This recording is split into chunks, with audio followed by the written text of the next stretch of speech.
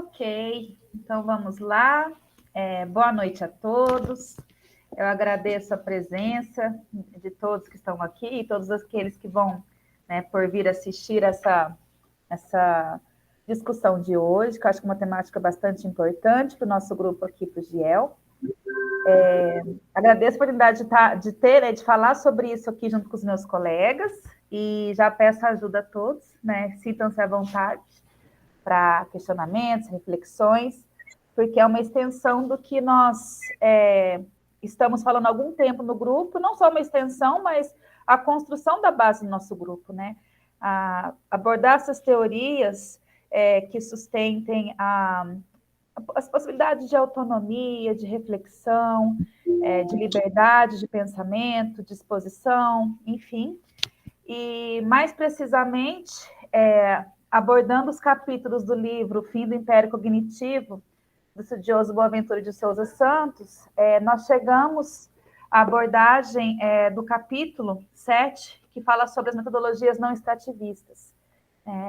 Tivemos a oportunidade de presenciar e construir um discurso bastante rico sobre isso no nosso último encontro, nosso penúltimo encontro, mais especificadamente, né?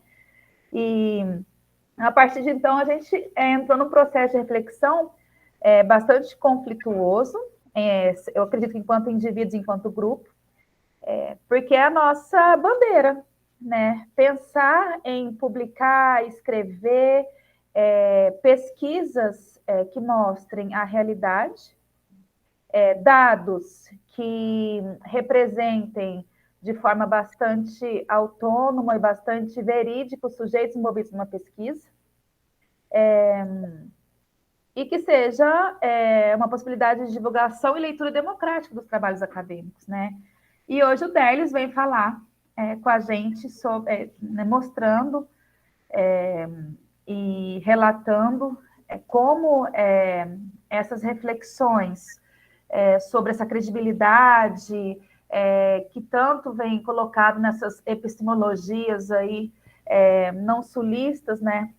Como que isso tem prejudicado a abertura para outros pesquisadores e outras temáticas. Então, Derlis, muito obrigada, né? Agradecendo no nome de todo o grupo aqui. É uma honra te ouvir falar e convido a todos a interferirem, como eu disse antes, e a refletir junto com a gente, tá? Derlis, só para pontuar um pouquinho mais, quando a gente abordou sobre esse capítulo, né, sobre as metodologias não extrativistas, a gente falou um pouquinho sobre a ilustração que o autor dá dessa metáfora que ele coloca da comuna de Oaxaca, né? Se pronuncia isso, né, Rubens, que a gente falou. Acho que é Oaxaca, né? Uma coisa assim. Oaxaca, acho que é isso.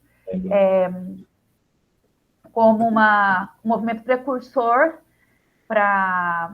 como um grito precursor de atenção a esse pessoal intelectual ou não que está excluído das pesquisas da sociedade, né? Foi uma reivindicação que começou com professores no ano de 2006, se eu não me engano, e contra exatamente essa dominação capitalista, colonialista e patriarcal nas escolas, no comércio, enfim, toda a sociedade, e que o autor começa a discorrer sobre isso, sobre essa dominação no mundo acadêmico, né? E a gente discutiu bastante sobre isso, sobre as línguas epistêmicas, onde ele também faz essa metáfora, traz para a gente essa possibilidade de cooperação entre as ideologias, entre as possibilidades de parcerias. Ele coloca para a gente a visão do cientista social como o artesão, aquele que tece, que traz toda a autenticidade, toda a história, todo o contexto cultural, né, daquele artefato, no nosso caso, numa comparação com, né, de uma pesquisa. Enfim, eu acho que você é a pessoa mais que adequada para poder ilustrar isso para a gente hoje por meio do seu relato. Então, muito obrigada, tá? Fique à vontade. Muito bom, boa noite de novo. Eu não sei se vou falar portunhol ou preferem guarani. O que você acha? Bom, sou Derlis, sou professor de ensino primário, tá? Ensino fundamental. Além disso, trabalho em uma fundação que trabalha o tema indígena aqui no Paraguai e o tema é robótica. Eu acho que são duas linhas superpostas, pero também podem coordenar-se. Todo o que é a tecnologia emergente e todo esse processo. Bom, minha experiência de trabalho que eu vou apresentar hoje faz relação ao processo sui generis de abordar a pesquisa nas comunidades. Geralmente, nós temos o hábito como pesquisadores de ir com a visão de superioridade. Acho que por aqui sucede muito isso, né? Quanto à possibilidade de ler a realidade desde nossa óptica, compreender essa problemática desde nossa visão, desde nossa cosmovisão. Eu acho que nós perdemos muita riqueza de conhecimento coletivo que pode servir de base para estruturar novas possibilidades de qualidade de vida, né? Eu acho que todos aqui que estamos hoje presentes temos a visão de que queremos um mundo melhor, uma comunidade mais justa, mais equitativa, e, lastimosamente, muitos de nossos irmãos não têm essa possibilidade. Eu acho que há um denominador comum em todos os nossos países da América Latina, que é a corrupção. Então, como trocar as coisas?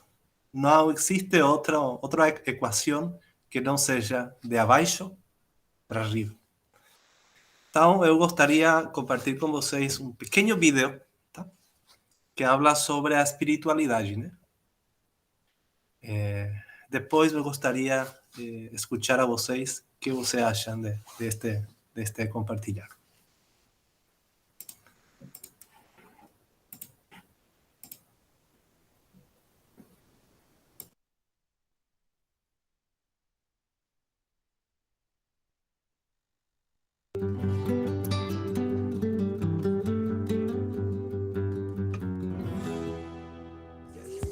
Kung ang dahil ko sa tulibo, petensyon lagoy pa niya ba?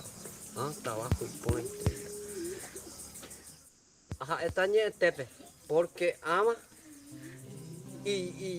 con ama y yo menino escuela y ya niña tepe escuela ama o ya o vende. Será menino para mí. Tenemos esa callamos. Será ko ay kaya po tayo ko ya. Namo esa callamos baile. Ko apenas namo esa callamos baile pe apesera dipe.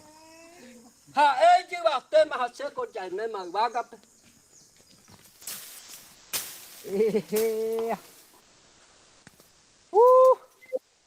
Se a pensar que tem punto daí animales se a calcular amanhã buco manamos ser fuera se fuera se portura min dai portai será mi noi pero he ya pe tem mercado em salpe se le jaron guarante se ape ser fuera se fuera se daí animales já que coja cueste hija se ai importante será fuera mi señor te tem naranja griponame te tem planta peixe agua gripona e me se ai portasse espera amamo mija ora será de mija elementaramo será de me mire ai portar peixe ale jogora mi ana da el animale se peixe anio mungue estava pues e fuera espera amba este cosa sembo ai crei será espera mi peixe peño bueno é popo tal un peco africa agure ma è portata a te lupi pegandole con una era e fuera hanyambe agure nyambe arojo taha ela evare nga kata lupi pikura jepe o je hanga rinda uppa unyamimba ese sembo se tu ja inda vale mi mana mosera quella mi sera mi ho kahanga ne seve algún era mi pero pikvite ma pindo a mi como fa umia o minha mimba já ia ter o pai ter se a me será de espera o peixe se nhenhando agora corrente espera bueno a boa sama pele pende agora com a mim talvez tenhamos essa caminha para jogar algo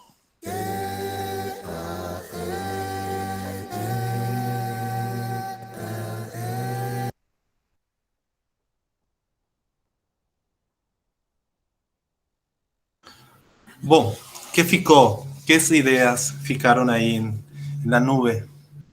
¿Qué se puede destacar de este video? Os valores culturais, Muy bien, los valores culturales. ¿Algo más? A noção de continuidade, né? De Continuidad. respeito. Respeto. De respeito. Aí, eu lembrei até de uma pesquisa que a minha esposa fez sobre a distinção entre sociedade gerontocrática, e, enfim, aí tinha um outro termo lá para a sociedade primada no novo, né? No sentido de que antes do advento do mundo digital, dessa capacidade humana de arquivar conhecimento, né? Na biblioteca, em especial na virtualidade, e a sociedade era gerontocrática nesse sentido, era centrado no idoso, no velho, porque ele era o ser que lembrava, e por ser o ser que lembrava mais que todos, né, que tinha um acervo maior, a sociedade era completamente dependente dele, né? E a beleza, até o garoto fica atrás, né? Como se fosse uma espécie de discipulado, assim, né? O caminho do conhecimento daquele que sabe em relação àquele que está aprendendo, né? e eu acho que o uso da... desculpa, Rubens. Não, pode falar. Eu acho que a natureza como mediadora desse processo de passagem de conhecimento, né? É muito... Parece que o instrumento de passagem desse conhecimento é feito por meio, né, da natureza. Não, eu ia falar também que me lembrou do que a gente discutiu no mês passado, né? No texto lá do Boaventura, quando a Mariana explicou sobre as mingas, né? A minga, que é esse processo de construção de uma sociedade a partir dos conhecimentos que a sociedade já tem, já vai sendo transmitido de um para outro. Então, eu também tive a mesma impressão que o Diego, né? Que parece que aquele garoto que eu acompanhava era o que estava... era um dos responsáveis em receber aquele conhecimento que depois ele iria passar, né? Então, eu lembrei muito das mingas, né? E que depois o Boaventura vai falar sobre mingas epistêmicas, né? Que é a transmissão de conhecimento mesmo, não só de saberes diversos, né? E a dissonância, a divergência com a sociedade atual é tão grande que agora eu me lembrei de onde que veio esse conceito de gerontocracia, da tese da obra de pós-doutorado da Icléa Bose, esposa do me ajuda aí, teórico da literatura, Alfredo Bose, exatamente. E quem estava na banca dela, na defesa, foi a professora Mariana Chauí. E aí ela falava, né, ela citava, acho que Cícero, e falava assim, o papel do velho é lembrar. E aí a lembrança, a memória é central na nossa sociedade. Numa sociedade que a lembrança, a memória, né, o conhecimento, a sabedoria está arquivado em outro lugar externo ao idoso, ele perde a sua própria função social, assim. E aí você vê que, pelo menos no que o vídeo sugere, ou retrata desse tipo de sociedade, eles não foram visitados ainda por essa perspectiva, né? E valora mais o acervo virtual, né? A técnica, a tecnologia, do que o humano, né? Bueno, ¿alguien entendió el mensaje verbal de qué estaban hablando? ¿Alguien pudo seguir la transcripción al español? ¿De qué estaban falando aí? Quem pudo fazer o seguimento da ideia? O que era felicidade para ele, onde ele encontrava felicidade, onde ele se sentia bem, em ter os filhos por perto, em ter a família, em ter os frutos da terra, em poder passar essa tradição. Assim mesmo, Mariana. Faz uma relação em qual é o lugar onde ele gostaria de morir. Y hace una relación a una realidad que nosotros tenemos aquí en Paraguay, y creo que el sur de Brasil también, si no me equivoco, que son las producciones de soya, que están trocando todo el sistema y el ecosistema del territorio, de productores pequeños, de indígenas, de pobres y de los más pobres también. La niña. Así que esa realidad nos hace deducir, bueno, ¿cuál es la visión que tenemos nosotros de estos pueblos que están sufriendo? ¿Cómo acercarnos a esos saberes, a esas realidades? Nosotros como investigadores, ¿tenemos que ser invasivos o tenemos que transmutarnos dentro de su realidad? Entonces aparece una nueva técnica que se utiliza mucho en muchos sectores, en las organizaciones no gubernamentales que trabajan con sectores desfavorecidos, que habla de una temática de aplicación de 14 herramientas de pesquisa, integrados dentro de lo que se denomina diagnóstico rural participativo. Así que esta es una alternativa que tenemos los pesquisadores, para no ser invasivos, para no tener esa visión de traer saberes, traer conocimientos, procesarlos desde nuestra mirada unísona, sin hacer partícipes a los demás. Así que me gustaría hablarles de mi experiencia en esa temática, pero de nuevo activar un espacio de discusión sobre esta imagen. Vamos a ver qué dice esta imagen.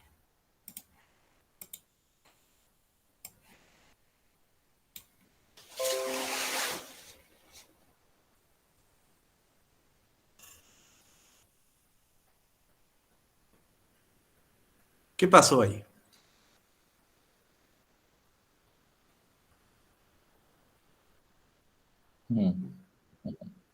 ¿Qué pasó com a tese de pós-doutorado que faz fulano de tal, que vai se instala na comunidade, traz todos os resultados, fica bonitinho na tese, mas depois que?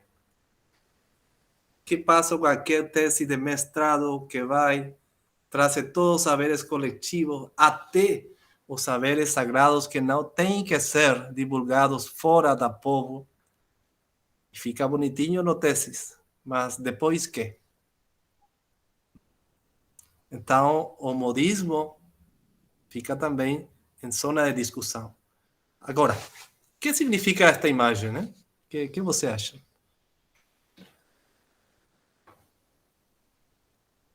Bora, gente. Tá todo mundo coçando para falar, hein? Eu visualizo com essa imagem, e até tenho um pouquinho de vergonha, né? Porque fatalmente alguns compartilham o mesmo sentimento. Minha pesquisa de mestrado reflete muito bem isso, né?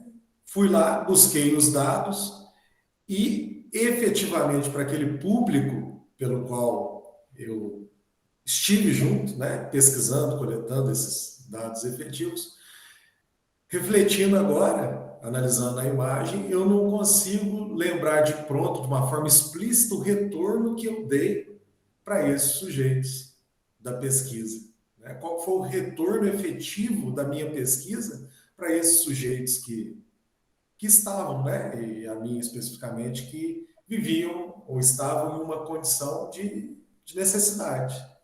Né? Então, acho que, acredito eu que essa imagem me faz refletir um pouco da minha atuação e traz um sentimento um pouco de, opa, poderia ter sido diferente. Bom. Eu também achei interessante que, acho que além disso que o Carlos fala, né, Derlis, a bagagem deles lá, né, o ponto de vista da comunidade, as percepções, a visão da comunidade, o que eles tinham interesse, parece que ficou para trás, né? O pesquisador foi embora, levou só o que ele queria e o que aquelas pessoas queriam não voltou junto, não foi junto para a pesquisa, né? Ficou para trás, não sei. sei o que os outros colegas acham aí, né? A questão também da produção a todo custo, né, Rubens e Derlis? Produziu, né? E o custo, né? Uma violência contra uma população, uma dada população, deixa de ser uma violência. Aqui muito se fala aqui da maneira com que as universidades públicas no Brasil se organizam, né? Que é a ideia de ensino, pesquisa e extensão.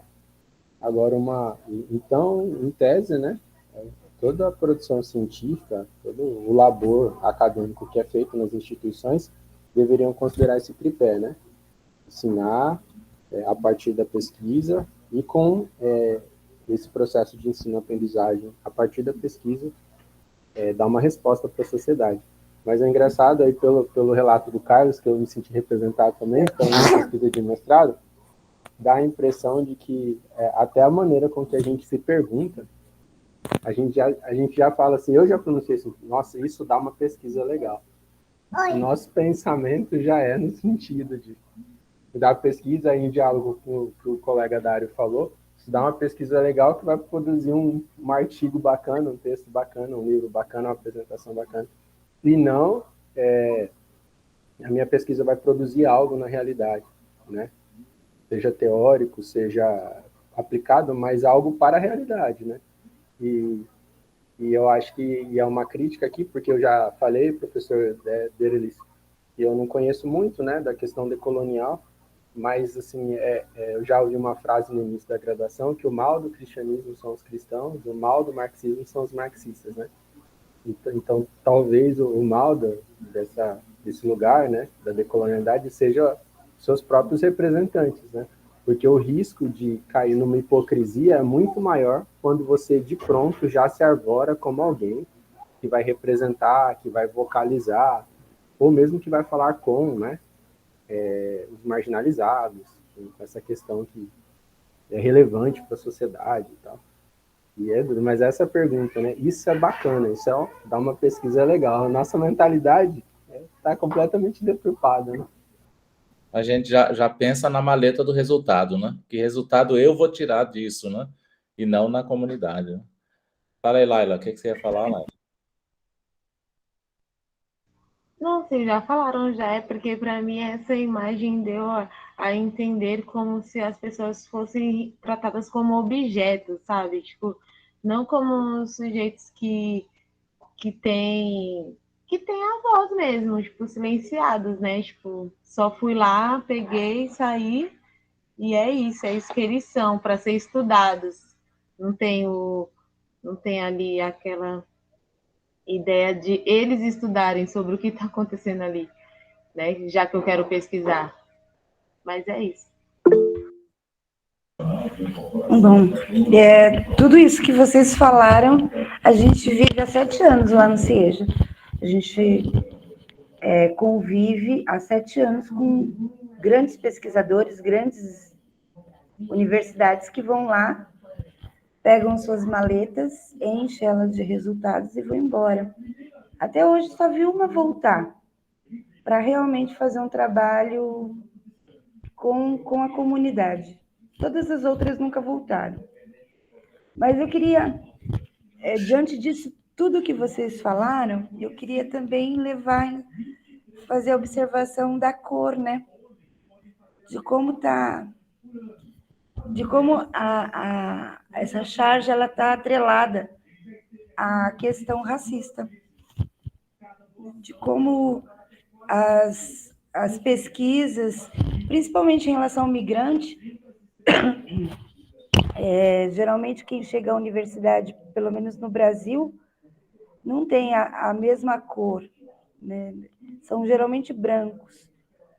E essas pessoas que passam por tantas vulnerabilidades, inclusive a insegurança alimentar, que agora chama insegurança alimentar, mas é fome mesmo, né? A fome de várias maneiras da gente ler, que fome não é só quem não tem comida, mas quem não tem perspectiva, não sabe se vai comer todo dia e não sabe se vai fazer 3 refeições ao dia. E então, é tudo isso. E que tipo de refeição, né, Cris? Exatamente. Comer só um ovo ou só um macarrão sem tempero. Ou pão, né? Ou só pão, né? Ou só um mingau. Então, não quer dizer que a pessoa... Também passa por um outro viés, que é o da caridade, né? Do Branco Salvador, que muitas vezes vai lá, dá a cesta básica, pega os seus resultados e vai embora. E se sente... Nossa, olha como eu fiz. Eu entreguei X cestas básicas, peguei os meus resultados e tá tudo bem. Ele fica em paz com a consciência dele. E a questão não é só essa, né? A questão é como eu vou fazer essa comunidade se desenvolver? Como eu posso fazer com que essas pessoas também cheguem às universidades, que elas possam, elas mesmas, de dentro da comunidade, produzir os seus resultados, suas pesquisas, e não vir uma pessoa de fora e pesquisá-las, né? É a nossa luta diária lá. Eu também lembrei, né, Mariana, e o pessoal que estava o mês passado, né? O título do capítulo que a gente estudou o mês passado, né? O extrativismo, né? As pesquisas extrativistas, né? Vão lá, arranca tudo o que quer, junta numa maleta e vai embora, né? Isso me faz pensar muito no próprio sistema das universidades, desde o processo de seleção para você entrar no programa de pós-graduação, né?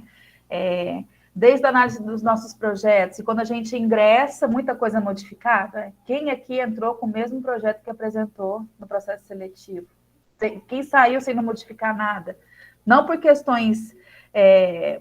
enfim, muito mais por questões de facilidade de tratamento de dados e quantificar resultados do que por qualquer outra questão, né? A gente passa um rolo por cima como se todos os participantes fossem iguais. O próprio TCLE que a gente apresenta, o termo de consentimento livre, esclarecido para os participantes, que a gente tem que apresentar para o comitê de ética, né? É uma assinatura. Na verdade, não cumpre com nada do que é dito ali. As cláusulas, né, se forem quebradas, ninguém nem percebe.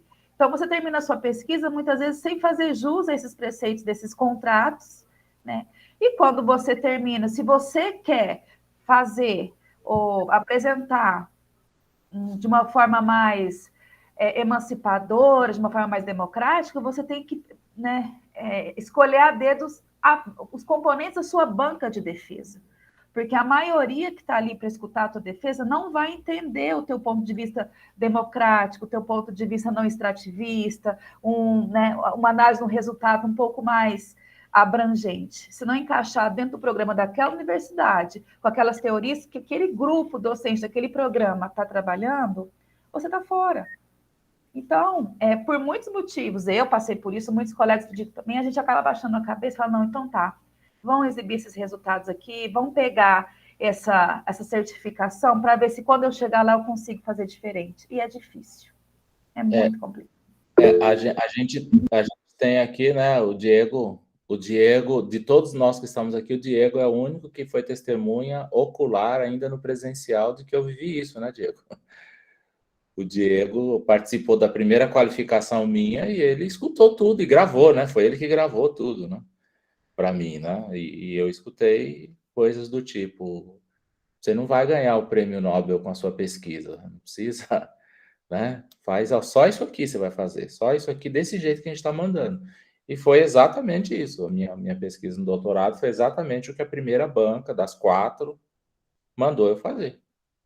Né? É isso. Foi exatamente isso. A banca foi em agosto. E eu me lembro que eu e Mariana tínhamos passado o mês de julho inteirinho, 8 a 10 horas por dia, estudando loucamente, escrevendo loucamente. Um trabalho que só deu para usar depois que recebeu o título. Depois que entregou a maleta de resultados, que deram o canudo, aí a gente volta. Como diz o Diego, sabiamente, sempre disse isso para mim há anos, ele diz isso, que o que interessa é o DR. Se não tiver o DR, não adianta. Eu queria falar um pouco sobre isso que a Mariana falou, que agora tem um maldito formulário, né? Eu não sei se vocês já tiveram o de sabor, mas você pode passar um formulário para X alunos? São perguntas fáceis. Não, eu queria até que você desse uma olhadinha do ponto de vista do migrante, se dá para entender, e nem aparece lá. É raso, né? Não, mas aí a tese fica bonita, né? Fica bem bacana. Eu fico chocada. Eu particularmente tive que mudar a composição da minha banca entre a qualificação e defesa final 4 vezes, porque como apareceram dados que demonstravam episódios de racismo dentro da universidade que eu estava defendendo, eles queriam colocar um representante da defensoria pública, e os professores não aceitavam esse componente na banca. E não pude levar. Então, é massacre. Bueno, la misma realidad aquí en Paraguay, ¿eh? La misma situación, que decimos, se cae en paracaídas en un lugar, quita todo lo que necesita y se va. Los iluminados del intelecto, los iluminados de la epistemología y los versados de la filosofía, ¿verdad? Que muchas veces quedan en palabras. Y nosotros sabemos que la función principal de una pesquisa es trocar una realidad o tentar trocar. Entonces, ahí quedamos otra vez colgados. Pero, ¿qué tenemos nosotros como pesquisadores a nuestro favor para poder trocar eso? Así que ese desafío está supeditado a la posibilidad que nosotros tengamos de participar dentro de la comunidad. Así como dijo Cristiani, educación de jóvenes y adultos, es un tema muy recurrente también aquí en Paraguay, ¿verdad? Y todos quieren pesquisar y ver. No tenemos tanto el fenómeno de la migración, la inmigración, pero sí tenemos la migración. Muchos paraguayos trabajando en San Paulo, muchos paraguayos trabajando en Buenos Aires, Argentina. Nosotros somos un país migrante. Así que todo esto nos trae a colación en entender un poco cuáles podrían ser algunas herramientas alternativas, ¿verdad?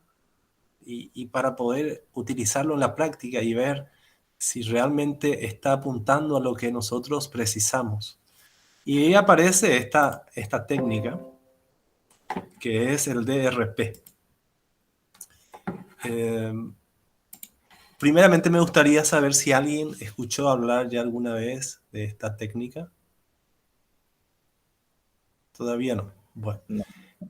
La sigla significa Diagnóstico Rural Participativo. Es un diagnóstico, es una pesquisa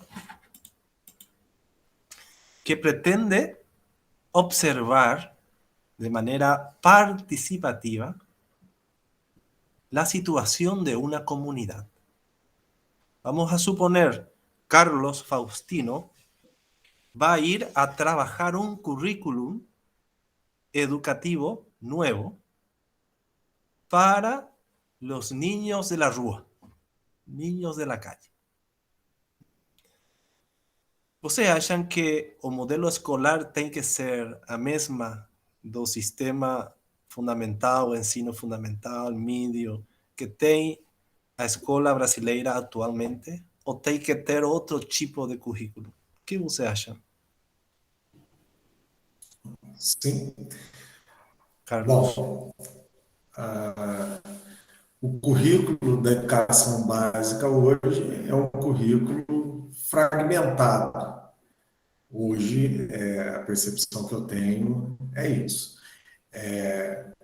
Então, a princípio, um currículo diferente seria um currículo que evidenciasse, de uma forma prática, a inter-relação entre os componentes curriculares, que são as que nós chamamos de disciplinas.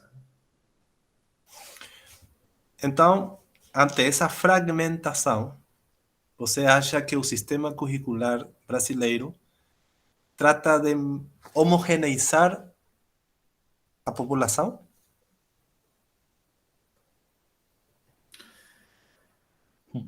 Se Se a gente falar de ensino fundamental, séries primeiro ao nono ano,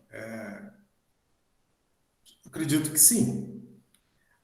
E, teoricamente, a perspectiva do ensino médio é que não mais, por conta de itinerários formativos do novo ensino médio que está sendo adotado aqui. Mas, em via de regra, pelo menos aqui em Minas Gerais, a prática é de nós ainda termos uma educação uniforme para todos os sujeitos. E aí o produto talvez seria essa homogeneização. O que você acha das escolas militares?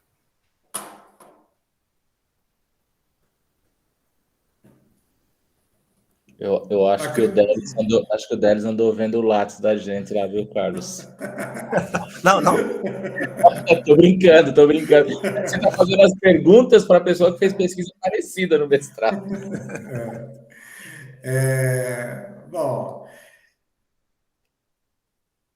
não tem conhecimento, assim, vou no conhecimento um pouco de senso comum e um pouco alheio de pesquisa. Não sou a favor. Né? Até porque, pelo pouco que eu conheço, os princípios que ali estão, se a gente está falando de produto, se a homogeneização, num contexto de uma escola militar, acho que isso aí se afloraria. Eu pergunto a seguinte, eu também ensino na escola militar aqui no Paraguai, onde o garoto vai, você entra na aula e fica assim, bem forte, né? E geralmente para o professor é cômodo, mas a livre expressão, a possibilidade de participação fica muito fechado, né? Dario, o que é a qualidade educativa, Dario? Qualidade educativa. Isso. Deveria ser aquilo que está no alcance de um aluno aprender, uma qualidade do ensino ser contextualizado, eu penso. Até quando eu trabalhei no trabalho e conclusão do meu curso, eu trabalhei em cima da Escola da Ponte, né, onde tinha uma prática educativa diferenciada, né, onde que os alunos participavam das decisões e era uma construção diferente do que nós temos. Então, eu acho que uma qualidade parte desse processo democrático. Qual é a diferença, Dario, entre a Escola da Ponte com as escolas do MST? Então, eu não tenho tanto conhecimento como acontece nas escolas do MST, né? Mas a Escola da Ponte, ela trabalhava muito na perspectiva de ouvir a criança e também não tinha essa forma dividida em séries, por idades, não.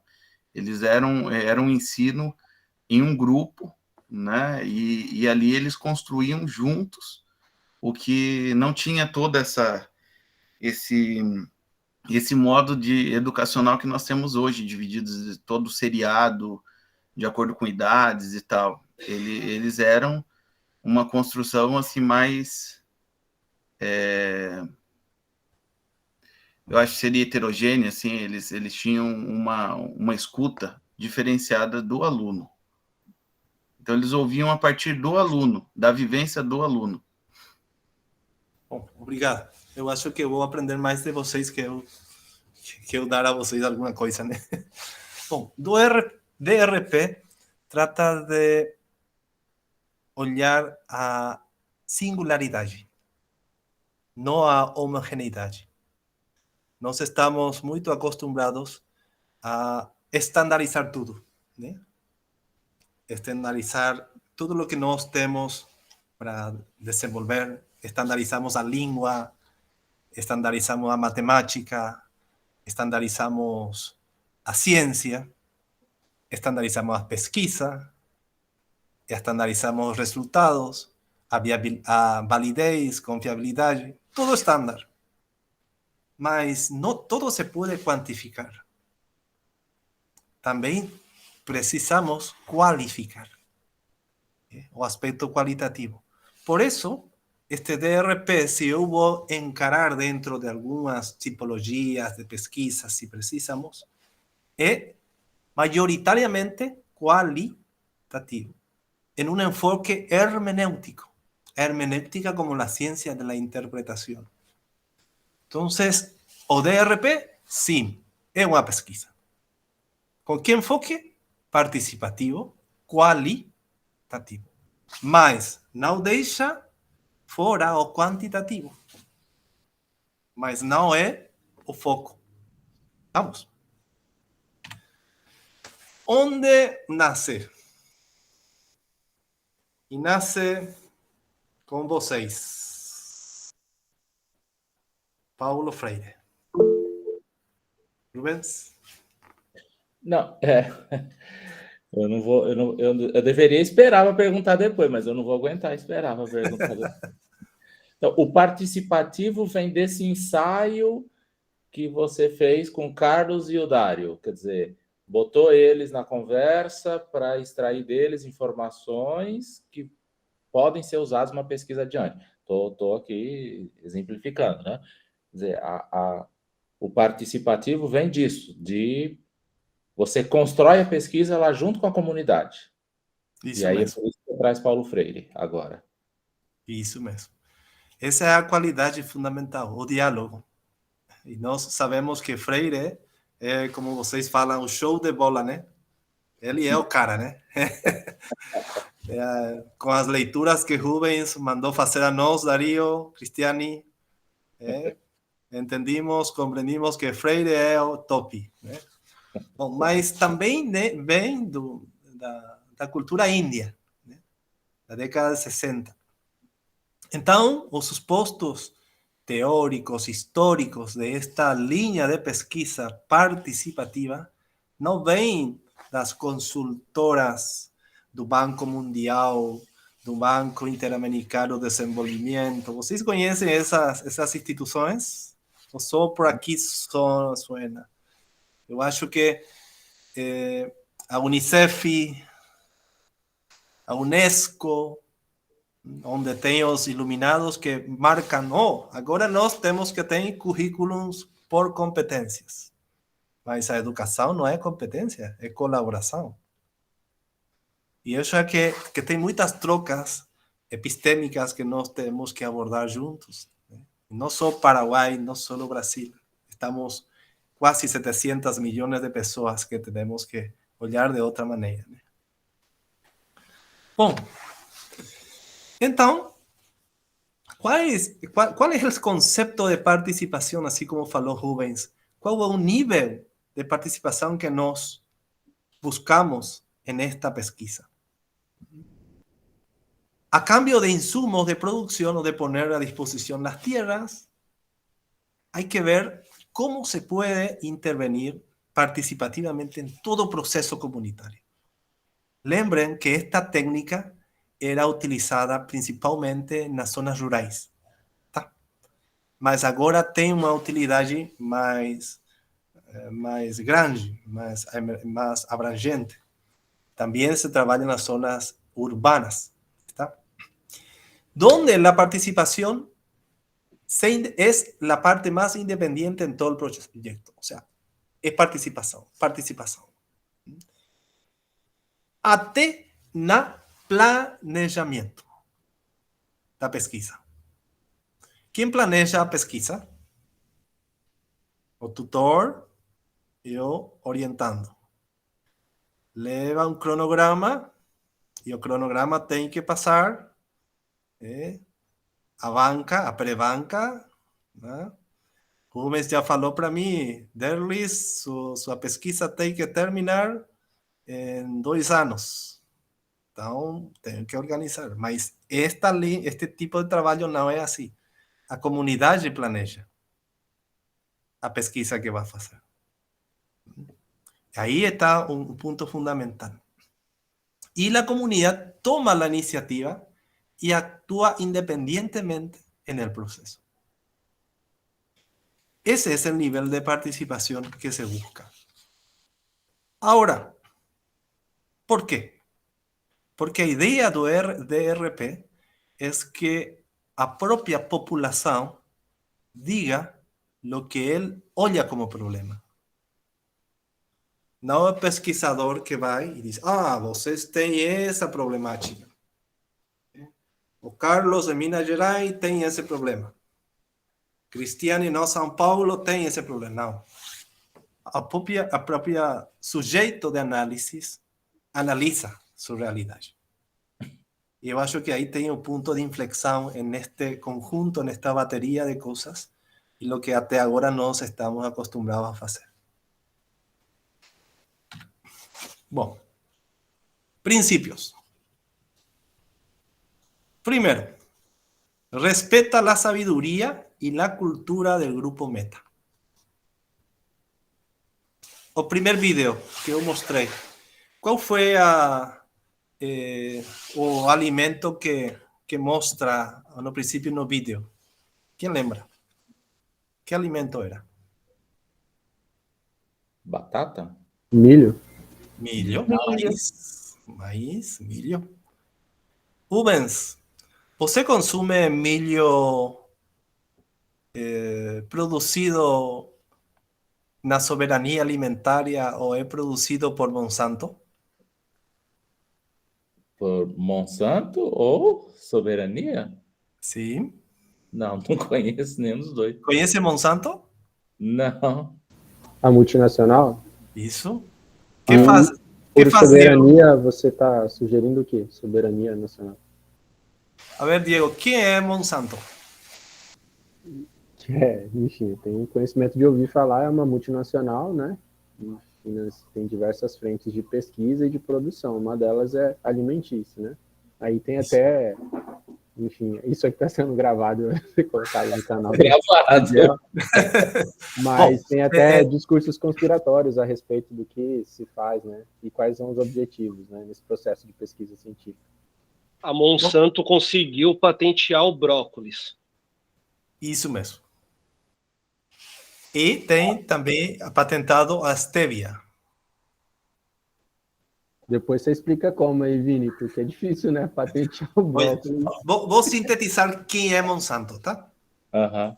E vou utilizar o exemplo do milho, tá? Rubens gosta do milho, tá? Vai ao mercado para comprar milho. Aqui, nossa base alimentícia no Paraguai é milho. É milho. Milho totalmente. Quando vocês vêm aqui no Paraguai, vão comer milho. Os asseguro. Rubens vai na comunidade, ao mercado, a comprar milho para fazer a sopa paraguaia. Porque eu venho aqui, eu mostrei como fazer, então vai replicar. Gostou muito. O produtor que comprou a semilha não tem mais a semilha tradicional. Tem a semilha comprada de Monsanto. Porque Monsanto, en América Latina, tiene patentes de los millos que existen, que están modificados genéticamente. Y ellas son híbridas, ou seja, você pode plantar uma vez e não pode replantar. Eles saem mais grandes, mais fortes, mas não tem a possibilidade de reprodução. Aí, por conta disso, você é obrigado a comprar de novo deles. Isso mesmo. Aqui no Paraguai, falou e agora, ministro de Relações Exteriores do Brasil. Querem saber o que falou do Paraguai? Agora, segundo o Vinícius, até o brócolis também a gente entrou. Também. Falou o ministro de Relações Exteriores do Brasil que Paraguai é uma colônia brasileira. Que os brasileiros vêm a Paraguai porque não tem impostos à produção. Mas é certo. Paraguai não cobra impuesto por la producción. Mas ¿sabe quién cobra 5% sobre el ingreso bruto? Monsanto. Usted puede producir 1.000 kilos de soja o 1.000 toneladas y el 5% sobre el valor bruto lleva Monsanto.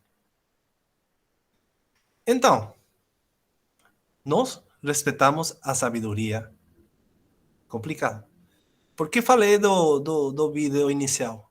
Porque os indígenas são as poucas populações que têm, todavia, milho soberano. Milho que não precisa comprar cada vez do Monsanto, sino reproduzir. E que eu vou ir a falar deles, pesquisador, a uma população que tem essa qualidade de vida. Por isso falei a Darío de que é qualidade. Que é desenvolvimento humano. Se nós falamos que é desenvolvimento humano, o PNUD, o Programa das Nações Unidas para o Desenvolvimento, fala de 3 coisas. Vida longa. Qual anos de vida do brasileiro? Acesso à informação. Qual é o nível educativo das pessoas? E acesso a recursos, trabalho. Se eu falo, então, de desenvolvimento humano, o PNUD fala disso, mas não fala de liberdade, não fala de democracia e outras coisas, não fala de participação. Então, tudo isso nos traz a colação da importância de respeitar a sabedoria ancestral de los pueblos, o las sabidurías culturales, o las sabidurías de producción. Tiene que entender la diversidad, entender las percepciones. Escucha a los desfavorecidos de la comunidad. Ele tem um critério. Então, tem que estar todos os sectores representados. Busca la visualización, la triangulación, hacer la interpretación de los dados de manera de triangulación. Fala de ignorância óptima. O que você acha que é ignorância óptima? Que Anderson Jr., quem é uma pessoa que fala de ignorância óptima? Acho que falta de perspectiva, você não consegue compreender a perspectiva do outro, outras visões. Claro, Anderson. Tem a possibilidade, como pesquisador, de classificar as ideias que aportam no processo e aqueles que não, deixar como, sem ser despectivo, deixar um pouco fora, não? Não ter uma ignorância ótima de dizer, bom, centrar-se no fundamental. Porque se tem algo de qualidade estas baterias, estas ferramentas, é que tem muitos dados. Demasiado dados. Então, você tem que ter a possibilidade, bom, tem 10 dados, vou ficar com 3. E vai sair dados, vai sair. Vai ter uma bola... Derlis, mas quem decide esses dados que vão ser usados ou descartados é a comunidade ou já é o pesquisador? Você respondeu sua própria pergunta. É a comunidade. A comunidade. Porque aquele garoto que leva como malas, vocês falam malas? Malas, isso, a maleta. Aqui nós chamamos maletas.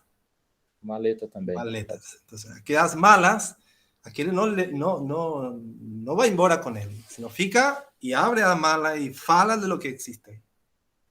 Então, e aqui fala, então, de análise e apresentação no terreno. E aí você falou, Rubens, a clave desta pesquisa. O terreno, as pessoas de aí, validam ou não o conhecimento. Digo? Então, professor Derlis, sabe o que eu estava pensando?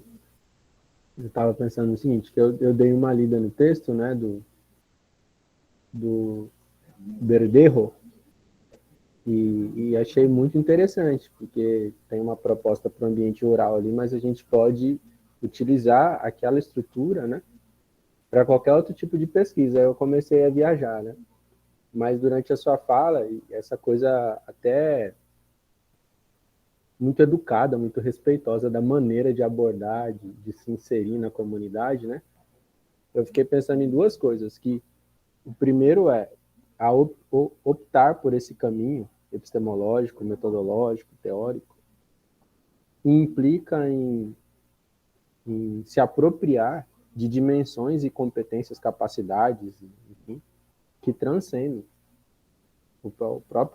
a própria condição acadêmica. Como, por exemplo, o senhor usou a palavra tem que ser colaborativo. Eu imagino que a palavra dialógico também seria pertinente. Se a gente pensa, por exemplo, nos professores que nos formaram, às vezes a gente não vai ver essa competência. Para chegar num ambiente como esse, cheio de especificidades, com uma atmosfera completa, com valores completamente diferentes da sociedade ocidental, por exemplo, da sociedade do jeito que ela está organizada. E outra coisa que eu fiquei pensando também é e que não nos prejuízos, mas na condição movediça do processo de pesquisa, que essa escolha traz. Porque como a comunidade decide e como as especificidades, os valores locais são respeitados de ponta a ponta no processo de construção científica, você fica numa terra movente ali, que pode ser alterada a qualquer momento.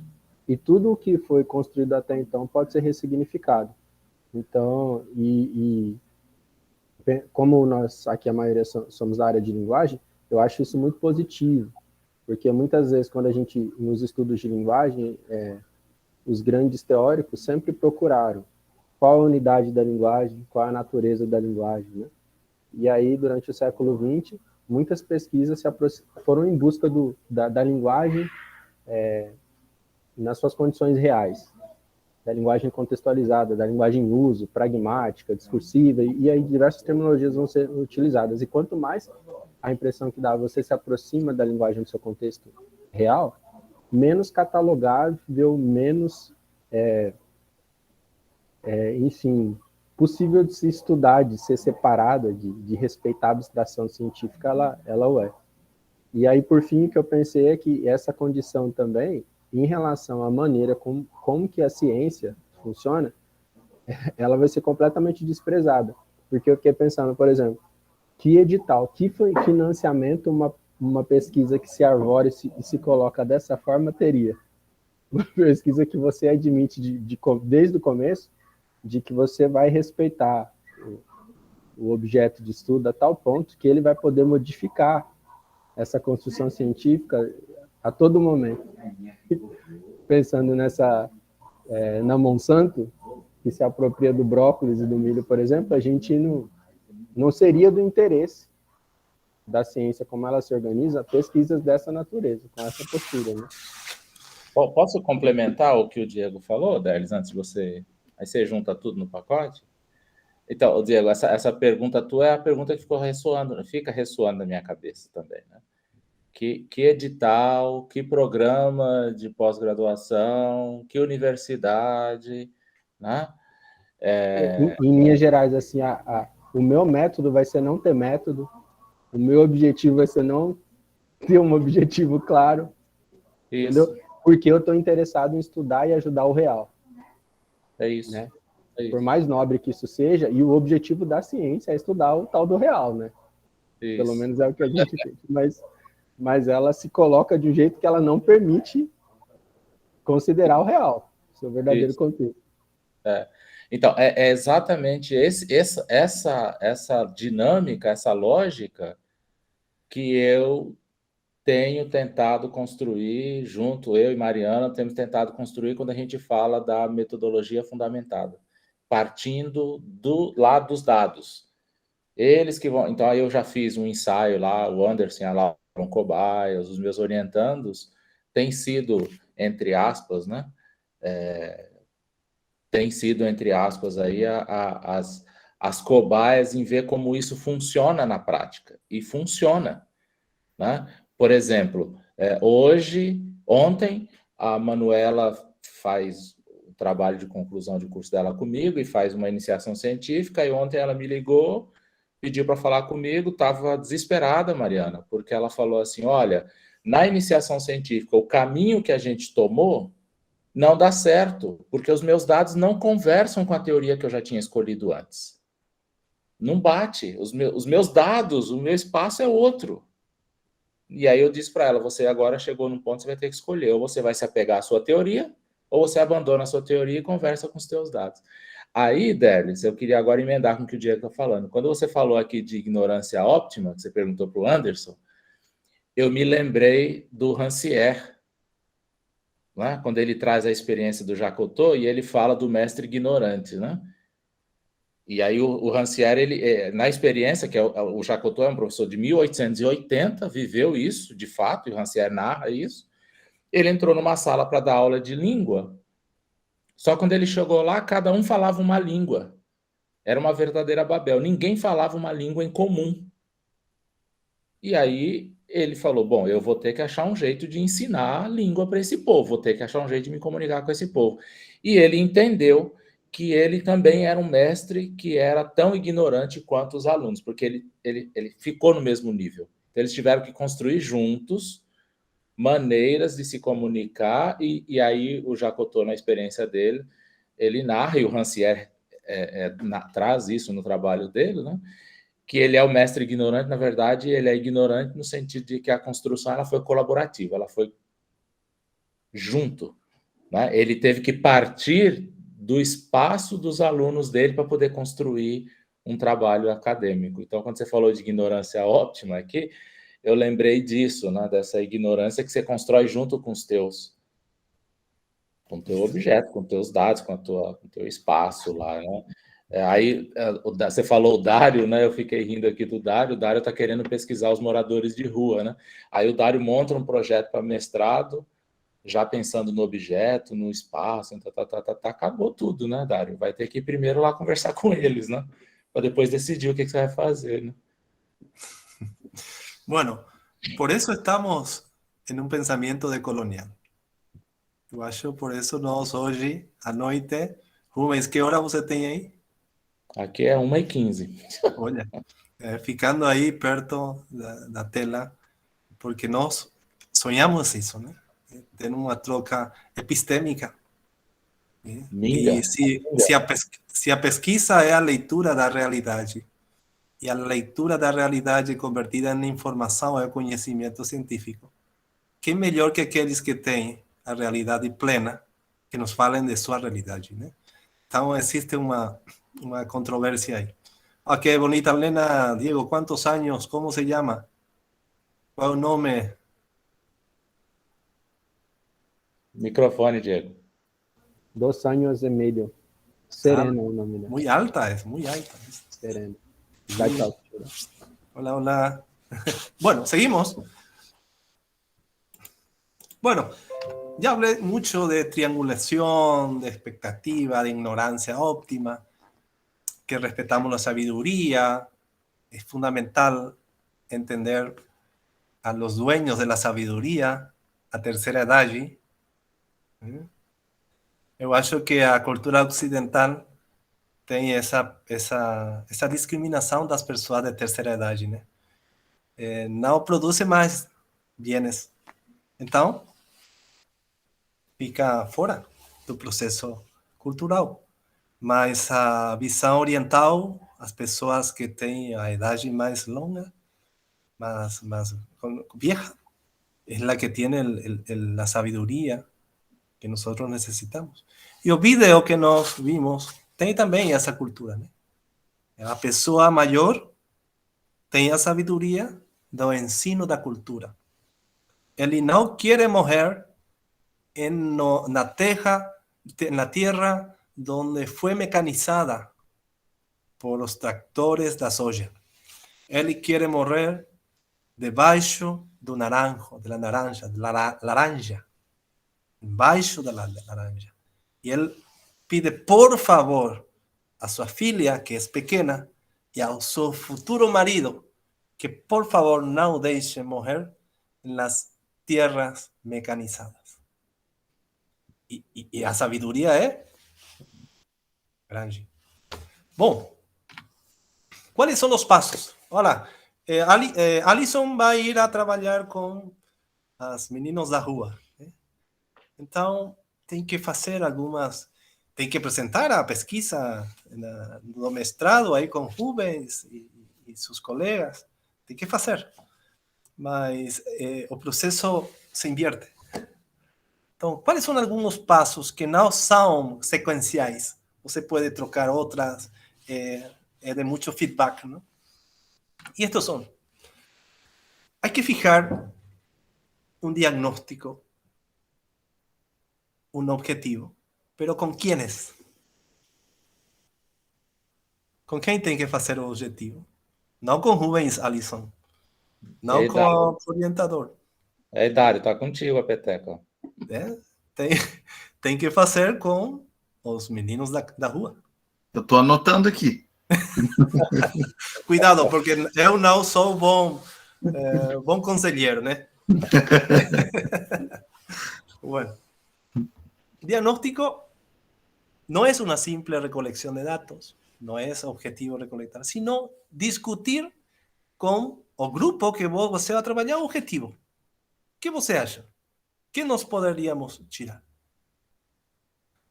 E Dario falaria, bom, desde afora, eu acho, garotos, meninos, que vocês precisam de educação. Estabelecer sistemas de educação alternativa a meninos da rua. Mas você vai aí e fala, eu quero trabalhar artesania. Eu quero complementar, trabalhar para poder sobreviver.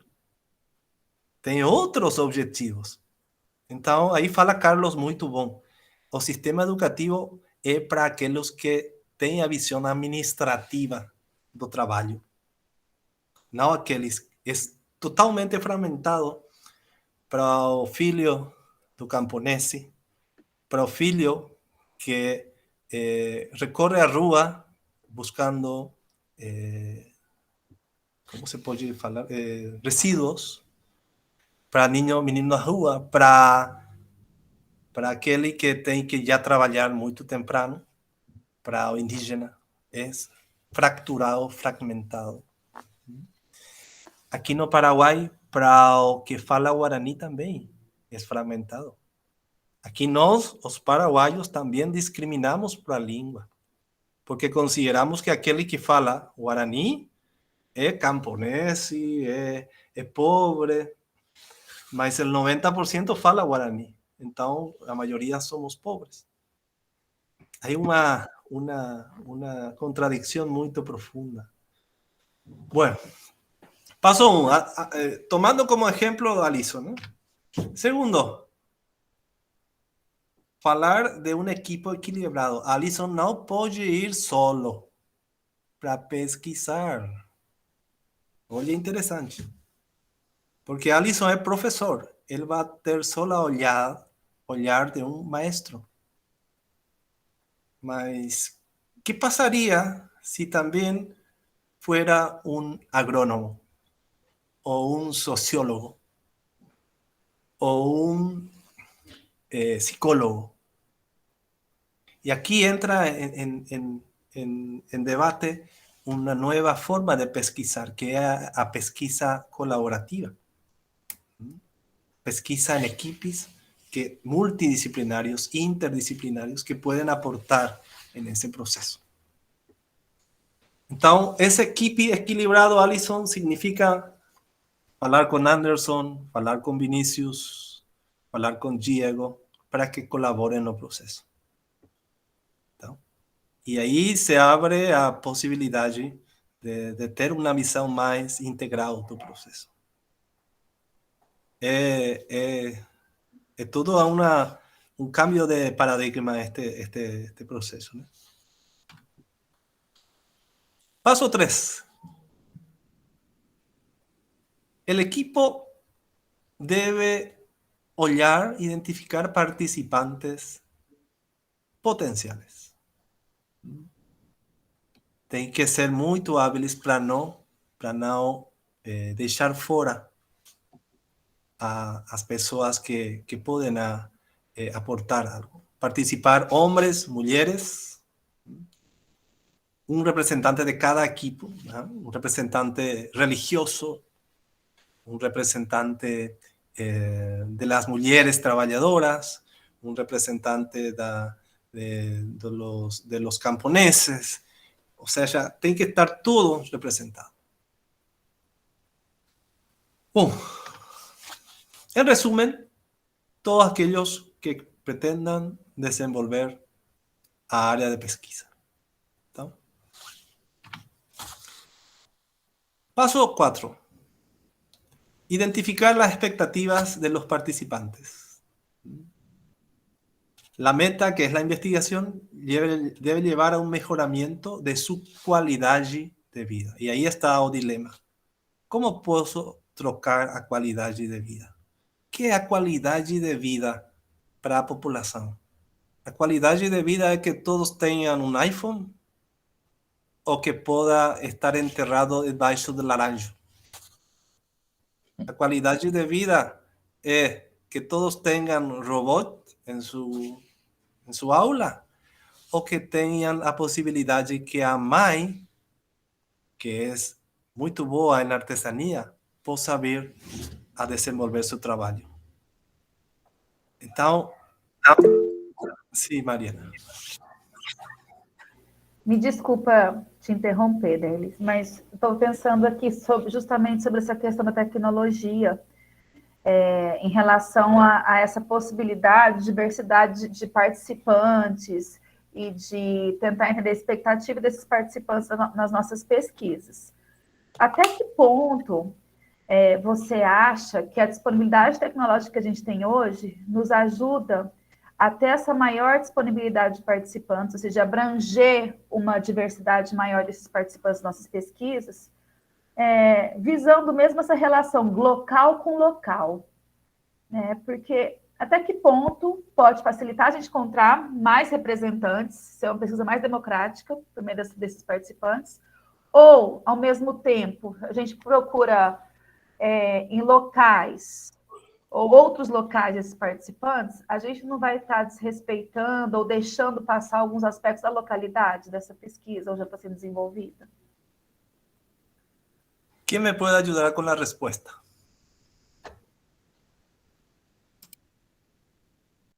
A ver, quem quer dar uma dica? Depois vou tentar fazer uma resposta, porque é muito ampla. Um tema de tese. Eu acho, Rubens, que vou trocar meu tema de tese de pós-doutorado para isso que planteia o problema. A ver, quem quer fazer algo? Mariana, eu perdi um pouco o raciocínio da Mariana. Se puder sintetizar, por favor. Não, eu penso assim.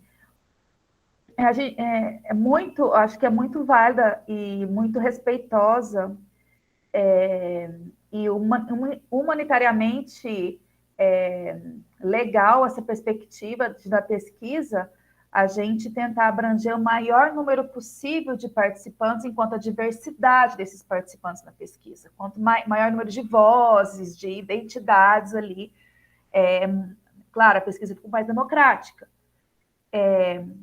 A tecnologia, o advento da internet, pode nos ajudar a encontrar essa diversidade de participantes, porque às vezes a gente não encontra naquela localidade que a gente está exercendo a pesquisa. Mas, ao mesmo tempo, né, eu me questiono, se a gente fosse pensar nessa relação do local com local, né, se for pensar na pesquisa onde a gente tem que levar em consideração as tradições culturais daquele contexto, olhar toda enfim, todo o processo de aquisição de linguagem, de cultura, econômica, política daquele contexto, até onde a internet pode ajudar ou não, interferir positiva ou negativamente na busca desses participantes, entende? Eu queria opinar. Depois, se alguém quiser falar primeiro, pode falar. Mas se ninguém quiser falar, eu queria opinar. Posso aqui, Derlis? Não, eu tô achando aqui, viu, ô Mariana, que tá fora. Eu não consigo enxergar a internet e a tecnologia agora como um recurso, como ela tem sido vendida, né? Como o recurso que resolve tudo, que salva tudo. Eu não consigo mais enxergar, porque se a lógica eu vou usar o exemplo do Dário e o exemplo da Cristiane, né?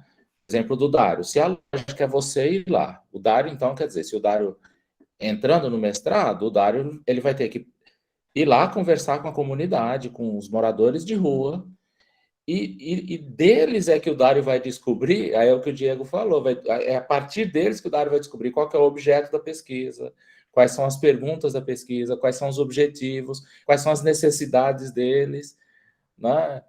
Que podem ser diversas. Então, eu não consigo enxergar a internet aí. No caso da Cristiane, mesma coisa, né? Que a Cristiane falou há pouco, mandar um formulário. Não resolve. Se o pesquisador quiser ir lá pesquisar o EJA, para conseguir fazer alguma contribuição, ele vai ter que ir lá, vai ter que conversar, e junto com aquelas pessoas que estão lá no EJA, construir uma pesquisa dentro daquilo que eles demandarem. E aí volto de novo no que o Carlos falou no começo, né? Que a gente tem vergonha das nossas pesquisas, porque a gente só foi lá e a nossa pesquisa foi toda extrativista. Nós fomos lá, pegamos informações, trouxemos a maleta cheia de resultados e publicamos os nossos trabalhos. 100% extrativista. E essa lógica responde muito uma pergunta que quem fez disciplina comigo lá na Unifesp, nos últimos 2 anos eu tenho falado muito. Por que as pesquisas na educação não dão resultado? Por causa disso, porque elas são extrativistas. Elas vão lá, colhem dado e levam embora. Acabou. Não é construída colaborativamente, junto com aquelas pessoas. Não é construída. Porque me vem em mente essas pesquisas de mapeamentos que entram em sites de universidades para ver quem publicou sobre o quê, por que publicou, mas na hora que você vai ver lá o objetivo da pesquisa e a sessão dos participantes, tem muito pouca informação. Sim. Sim. Ela é extrativista, então eu não consigo mais enxergar a internet contribuindo para o escopo geral da pesquisa. Ela pode ser uma ferramenta usada por esses participantes, que, se eles escolherem usar. Né? Eu não consigo ver como é que a internet vai ajudar os moradores de rua lá que o Dário quer pesquisar. Nesse momento eu não consigo enxergar, não. Como disse a Cristiane, né? Eles estão com fome. É isso que eles estão lá, que os moradores de rua estão com fome. Está com o braço quebrado, está com frio no inverno. A internet vai ajudar no quê? Um formulário de pesquisa, um termo de consentimento vai ajudar no quê? Nada. Enfim, sei lá, estou aqui viajando, né? Délio está só fazendo todo mundo viajar aqui, viu? Eu fiquei provocando a Cristiana, eu sabia que ela não ia resistir, viu, Délio? Mas eu tinha uma pergunta também. E assim, é uma pergunta para todos, mas para o Derlis também. E pegando lá no início que você fez a provocação sobre a escola e falaram sobre a escola fragmentada, tem uma coisa também terrível na escola, que é o tal do mundo do trabalho. O tal do mundo do trabalho parece que virou uma praga, porque tira o espírito de coletividade, tira o espírito da participação, da colaboração, porque a gente, sei lá, eu penso que a escola é para a gente ser mais gente, sabe? Para a gente ser gente e saber viver com gente da melhor maneira possível. Mas hoje em dia a escola, sobretudo a desgraça do ensino médio, virou uma competição para o mundo do trabalho. Acho que isso ficou muito contaminado. Aí você fez a pergunta: o que é qualidade de vida? É ter um iPhone ou ser enterrado embaixo do pé de laranja? Nas pequenas comunidades, as mais camponesas, que têm tradição da agricultura popular, colaborativa, rural, cada vez mais, e muito por conta da educação, as pessoas estão querendo ter um iPhone. Tudo bem querer ter um iPhone, eu não sou contra iPhones, mas acho que vira um problema no sentido que, se todo mundo quiser um iPhone, cadê o coletivo? Cadê a gente se olhar, a gente construir uma escola que saiba conviver, que seja feliz, que a gente quer ser gente feliz, gente que sabe viver com gente e feliz. A mesma coisa, às vezes, eu penso do pesquisador, que ele também quer ter o iPhone, só que o iPhone dele é aquele material simbólico do conhecimento, sabe? Ele quer ter o iPhone dele da maletinha de resultados, com os artigos que ele faz, porque é o iPhone que ele deseja, são os títulos que ele tem. Nada contra os títulos, eu também gostaria de ter um, e um dia terei, mas não para ficar estampado na parede de algum lugar, dizendo, olha, tem o DR, olha que legal o DR. Deve ser muito bom ter DR, eu não sou contra DRs também, mas acho que a gente inverteu a lógica, né? Eu queria o título para, como o Rubens fala, né? Porque é fruto de uma pesquisa de uma dor, e essa dor para ser amenizada. Hoje em dia as pessoas têm os títulos para estampar na cara, que viram uns iPhones, né? Em forma de título. A mesma coisa. E aí parece que a escola segue essa lógica, né? Aí eu entendo a orientanda do Rubens ligar para ele desesperada. Olha, peraí, eu estou fazendo uma coisa, mas a instituição quer outra. E aí eu fico... A pergunta eu não sei se eu fui muito enrolada na minha pergunta, mas a pergunta é, Derlis, como a gente nada contra essa correnteza do mundo do trabalho capitalista selvagem? Porque eu acredito que nem todo mundo queira ser enterrado embaixo de um pé de laranja, mas ser enterrado em pés de laranja tem um valor simbólico também. Mas do jeito que a coisa vai, acho que ninguém mais vai querer ser enterrado embaixo de pé de laranja, vai querer ter iPhone. Não sei se eu me fiz entender. Bom, quando o povo se dá conta de seu problema, é o momento que nada contra a corriente. E é uma experiência minha agora. Um grupo de indígenas fala, nós não queremos educação inicial nas escolas. Por quê?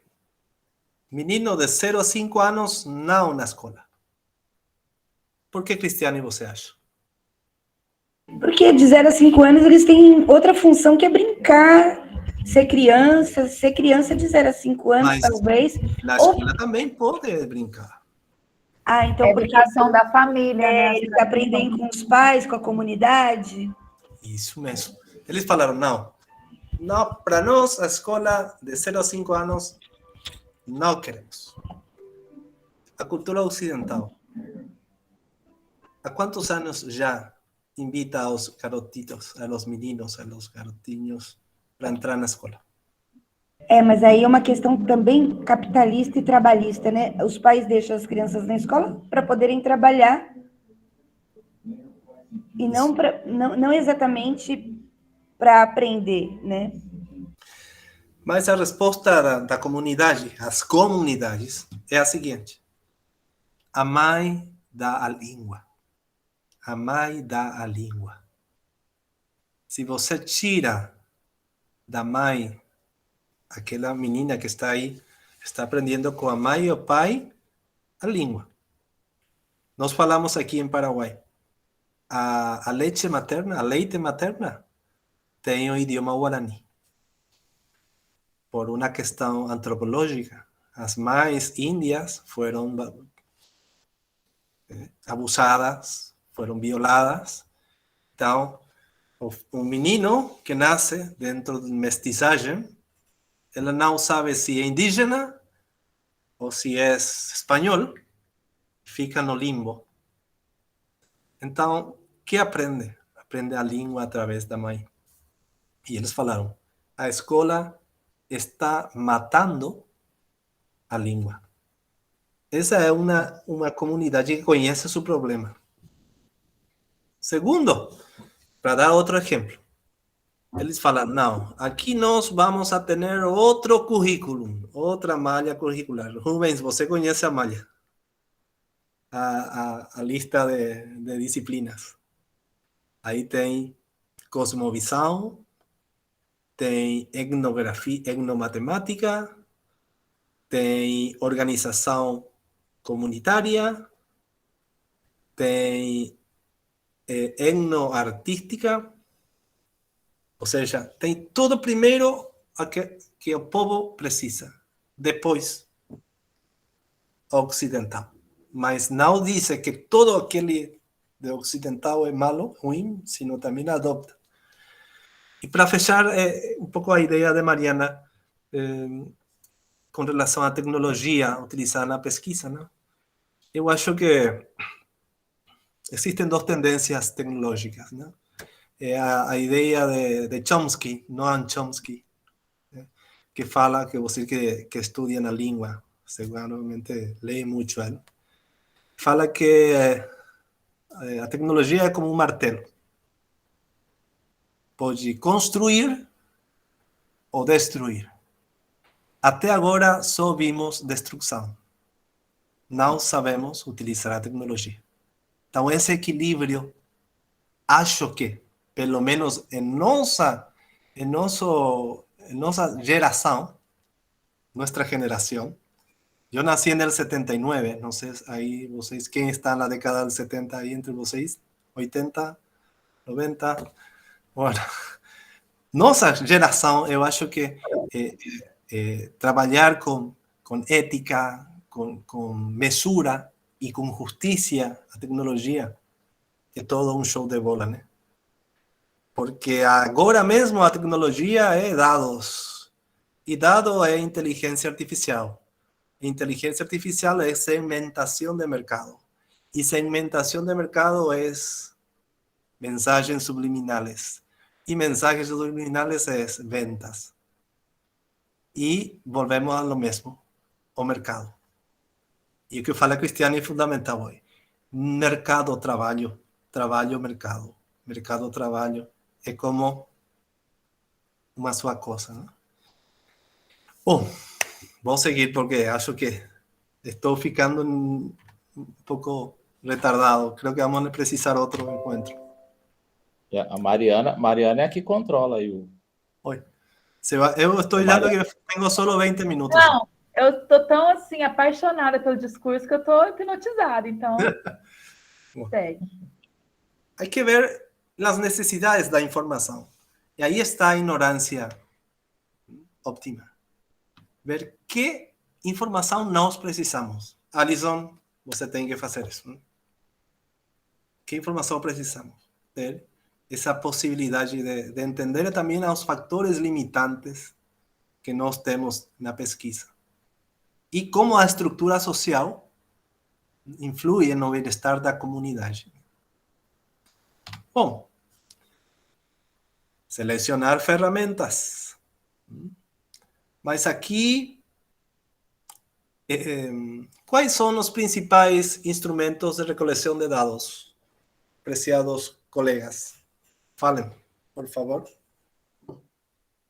O questionário já falou, Cristiane, que é o formulário Google, que nós mandamos por WhatsApp, e depois já sai todo o gráfico, então eu copio e pego, paste no documento, le dou o...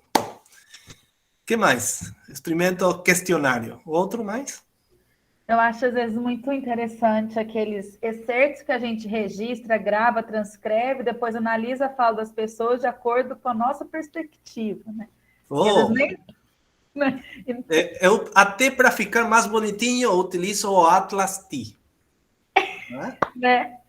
Então, ele fica muito bom porque eu estou categorizando as respostas ou com diferentes colores. Eu mesmo dou o color que eu preciso. É isso. Bom, aqui nas ferramentas de questionário, de entrevista, etc., são complementares. Pode complementar. Não precisa tirar. Pode complementar.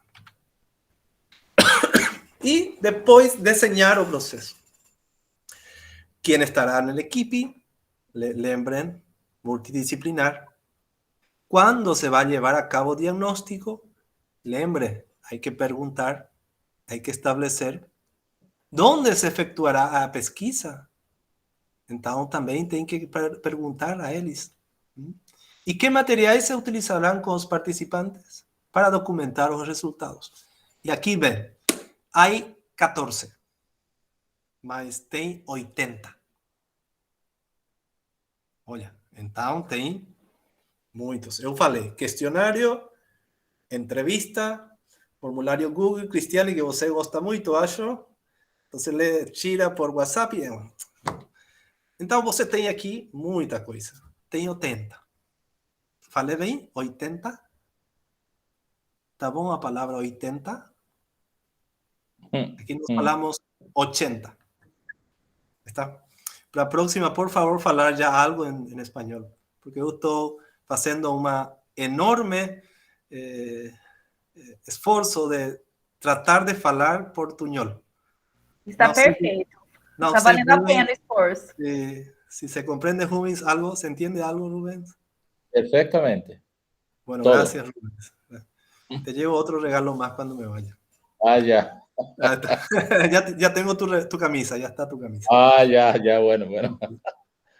Bueno, el trabajo de campo, se hace la presentación del equipo en la comunidad, se habla de sus problemas, etcétera. Olhem Dário, faz print aí que é você com teus moradores de rua aí, ó. Cris com os haitianos, assim, ó. Olha a figura, né? Estão todos, acho, né? Bom. Quais são os 3 passos? Alison tem que apresentar à comunidade o procedimento, objetivos e as limitações. Eu acho que não vou ter a possibilidade, Luego, fazer análisis da situação identificada em los problemas ou las limitações que existen. Explico en qué consiste, digo hasta dónde puedo. No puedo tirar todo, es mucha cosa. Yo ya participé en 2 DRP. Uno participé en una zona perto de mi ciudad, con mi papá, que era especialista en DRP, ya fallecido. Él era analfabeto. Él terminó 2º grado. Primer grado, 2º grado, primera serie, 2ª serie. Mas heredei livros dele. A possibilidade de ler livros. E ele era muito fanático de este sistema de pesquisa. 2ª série, pesquisador. O que você acha? E foi a Brasil a dar também charlas sobre DRP em Joinville.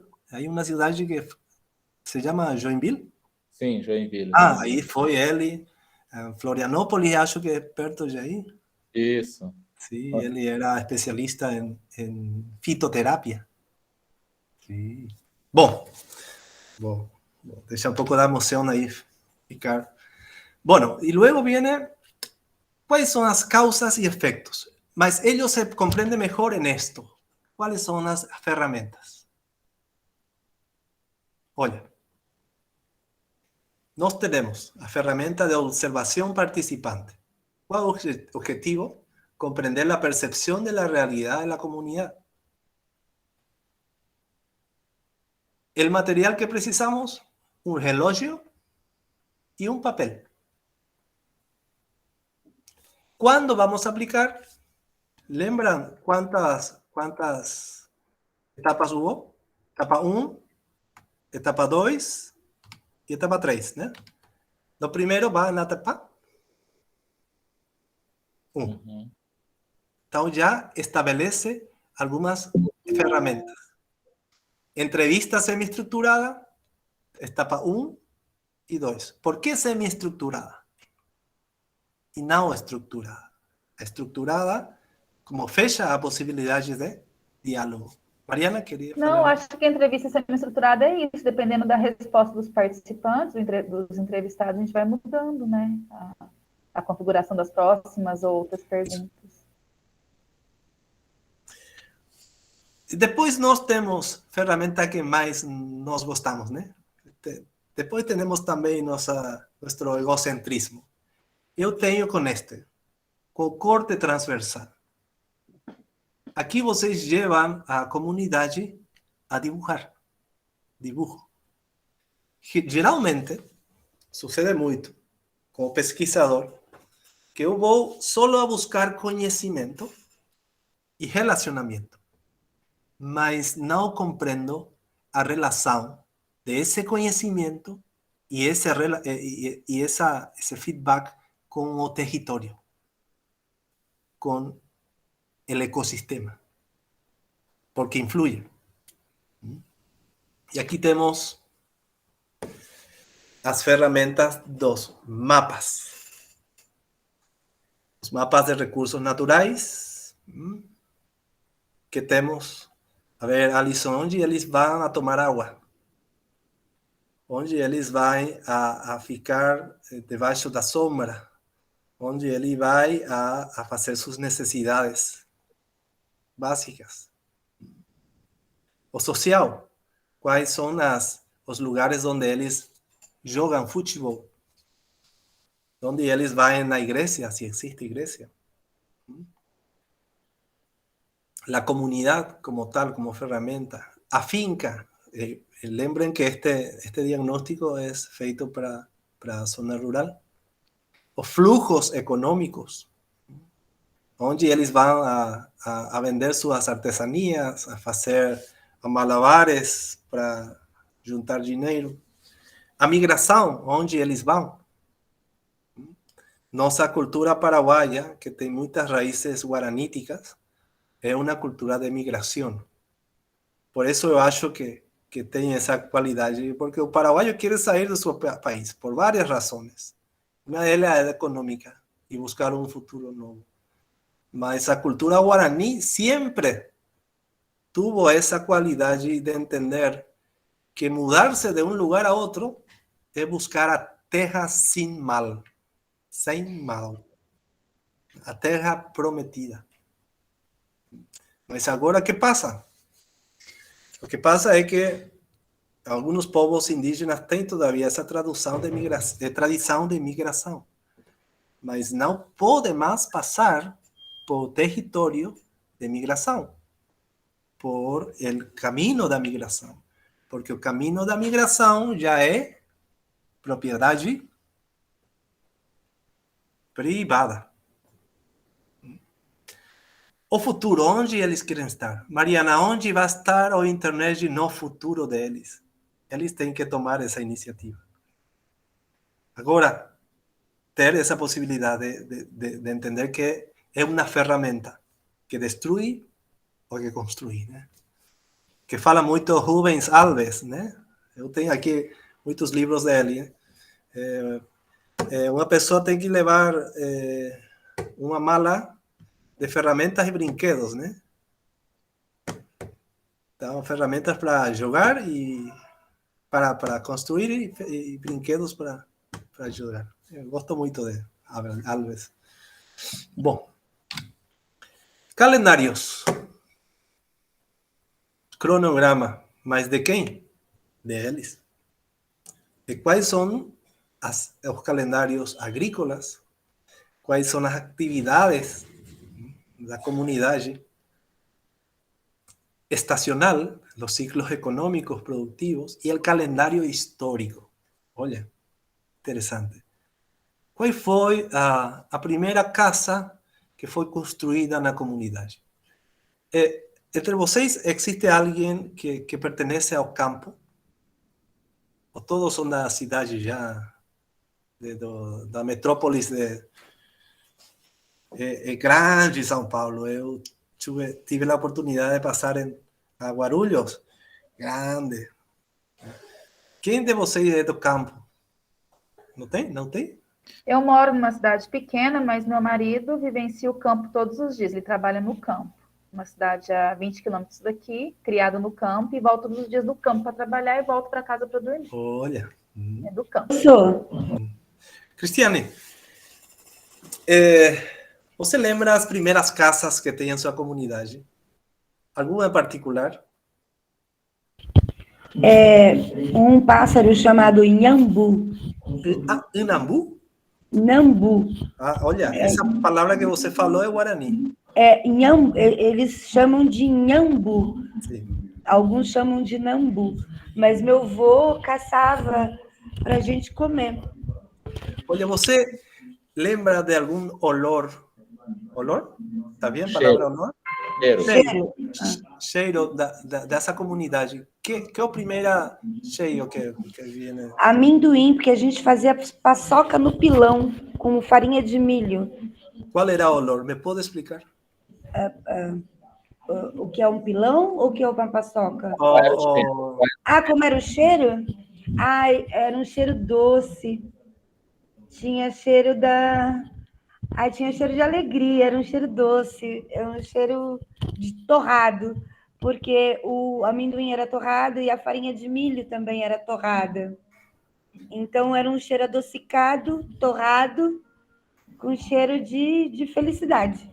Você lembra de alguma situação que marcou a comunidade, alguma tormenta, algo de um desastre natural? Lembra alguma vez que sucedeu aí? Lembro de uma tempestade que atrás da minha casa tinha um bambuzal enorme. E os bambus caíram e a gente ficou apavorado. A minha mãe teve que ir no galinheiro para salvar as galinhas, para elas não se afogarem, não cair bambu em cima delas também. Como você sentiu lembrar isso? Dá medo, né? Porque na tempestade o bambuzal ele assovia. Ele tem um ruído muito próprio que parece ruído de fantasma. Mas a cena que eu mais gosto de lembrar é da minha mãe colocando pinga para o lagarto, brincando com o lagarto. Na verdade, ela tinha um lagarto lá que sempre chupava os ovos do galinheiro.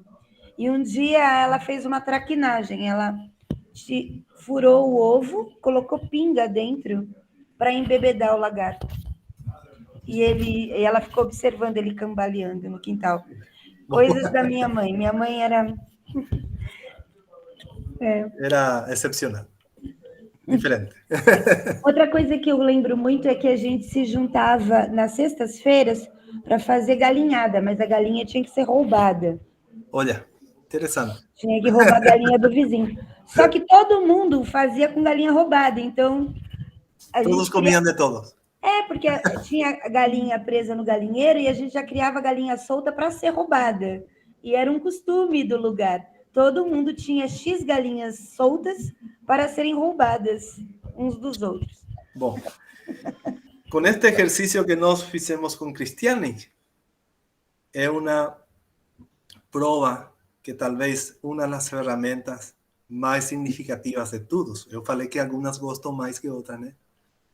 Transportar na história pessoal da comunidade e sentir-se parte dessa história. É uma forma também de assumir o problema, a tarefa de entender nossa realidade hoje. Bom, vou ir fechando já. Diagramas. Utilizar diagramas. Árbol de problemas, diagrama de Venn, flujograma de comercialização, flujograma de produção. Mas quem faz isso? Não faz Darío, faz a comunidade. Bom, aqui há outras mais. As matrizes. Estas matrizes, principalmente, servem para priorizar problemas. Você tem muitos problemas, mas a comunidade tem que dizer, não, este é o problema que eu acho que precisamos. Tem também o gênero, em que trabalha o homem, que trabalha a mulher. Se se olha o trabalho da mulher como algo, como um aporte na comunidade, porque isso também sucede muito em los campos, ¿no?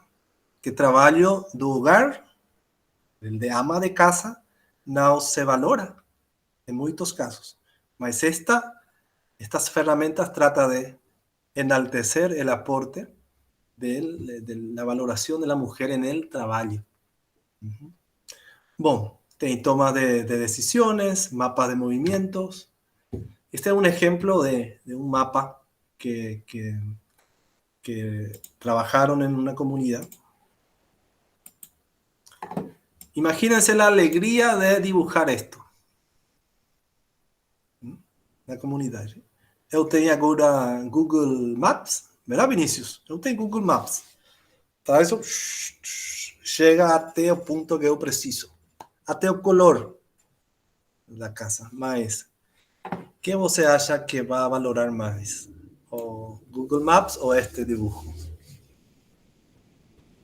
Y este involucramiento de la comunidad en este tipo de actividades, hay otro paradigma de participación, ¿se entiende?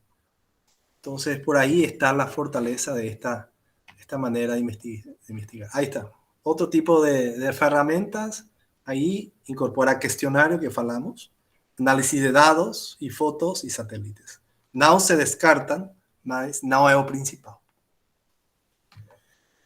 Bom, e o análisis final. Quem faz isso? A comunidade. E a integração do qualitativo versus o quantitativo. Há um autor que eu gosto muito, e se vocês gostam de teologia, eu acho que o Rubens gosta muito de teologia também. O nome do autor é assim.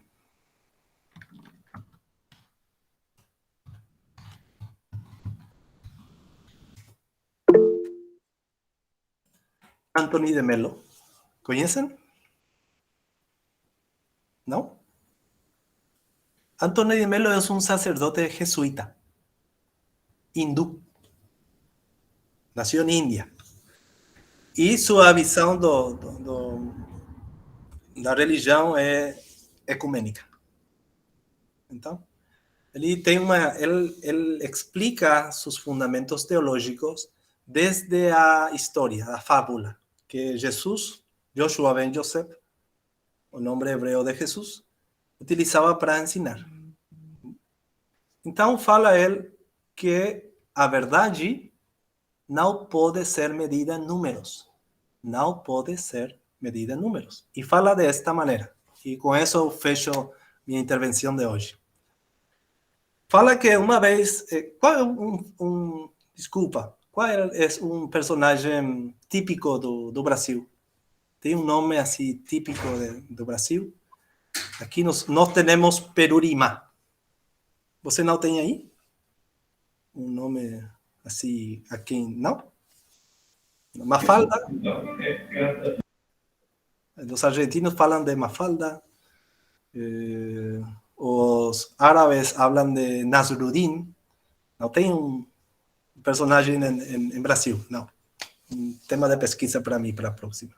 A gente tem alguns, né? Mas na verdade tem vários, mas sei lá. Que tipo mas um que pode servir de exemplo. Ah, sei lá. Macunaíma. Macunaíma. Bom, Macunaíma foi preso por policias. Acusado de fazer linguista, Chorizo, Rubens. Linguista.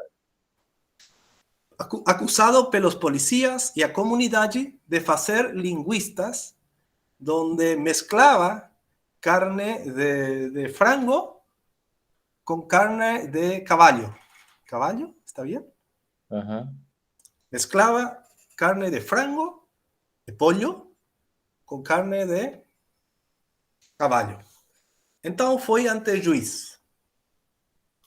Macunaíma, acusado, você Macunaíma, você mezclou carne de frango com de caballo? Sim, falou ele. Assumiu a responsabilidade. E foi certo. Em que porcentagem? Falou para ele o juiz. A verdade não pode ser medida em números. Então, esse é o tema. Tá? 50% de carne de frango e 50% carne de caballo. Bom, você recebe esta multa na Macunaíma. Vai para casa. Então, se acerca Anderson, que é amigo de Nakunaíma, e lhe fala: Nakunaíma, você falou 50% carne de frango e 50% de caballo? Sim. E como é isso? Le pergunta Anderson. E le dice: por cada caballo, um frango.